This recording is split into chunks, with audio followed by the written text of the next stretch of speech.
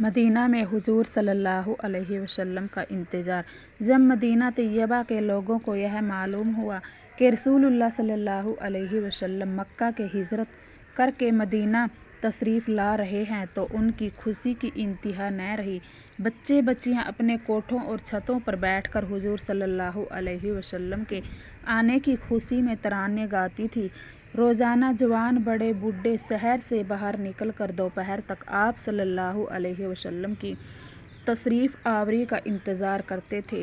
ایک دن وہ انتظار کر کے واپس ہی ہو رہے تھے کہ ایک یہودی کی نظر آپ صلی اللہ علیہ وسلم پر پڑی تو وہ فوراً پکار اٹھا، لوگو، جن کا تم کو شدت سے انتظار تھا وہ آ گئے۔ بس پھر کیا تھا، اس آواز کو سنتے ہی سارے شہر میں خوشی کی لہر دوڑ گئی اور پورا شہر اللہ اکبر کے نعروں سے گونج اٹھا اور تمام مسلمان استقبال کے لیے نکل آئے۔